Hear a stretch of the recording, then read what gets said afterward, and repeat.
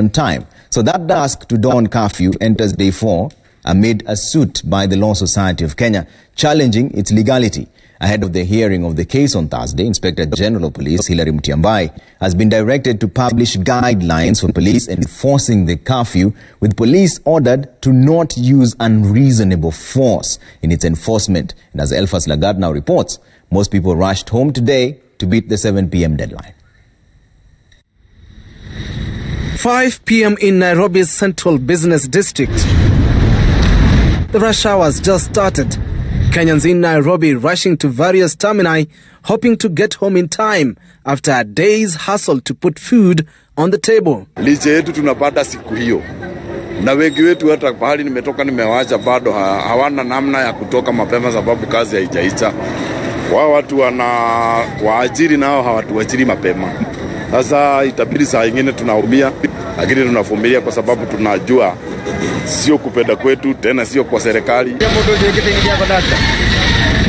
Whilst a number of buses such as City Hopper and KBS are availing hand sanitizers in line with the government directives, commuters have to contend with long queues, hiked fare prices and the possibility of being caught out in the curfew.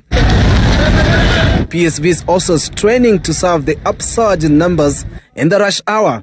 Tunabebesha mpaka saa 12 na 15 hapo, then hata sisi tuishie. Kutoka saa 12 wao watajisort wenyewe, juu hakuna magari hata sisi tunataka kufika home at the right time. On different 7 ni kitu kama 30 bob. So, sahi ni 100. Authorities say the imposed curfew is meant to flatten the COVID-19 curve and reduce social interaction. All efforts geared to combat the coronavirus. But the price for a majority of Kenyans who live from hand to mouth on a daily is too big a burden. Kama mimi youth inani affect, as in kipato nilikuwa napata saa hii unaona imereduce. Ya saa hizi ukiangalia fare ni mob, alafu ati social distancing kama unaona saa hii tuko kwa line, hakuna distance.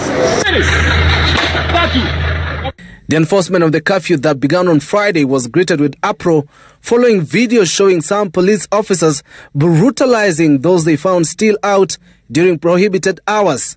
The Law Society of Kenya under Nelson Harvey have since moved to court challenging the legality of the curfew, case set to be heard on Thursday before Justice Weldon Korir. What we have is not an issue of public disorder. We have a health emergency.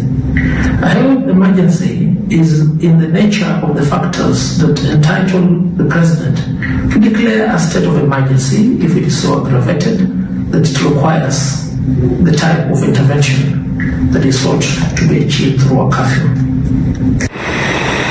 But ahead of the hearing of the case on Thursday, police have been barred from using unreasonable force in enforcing the curfew order.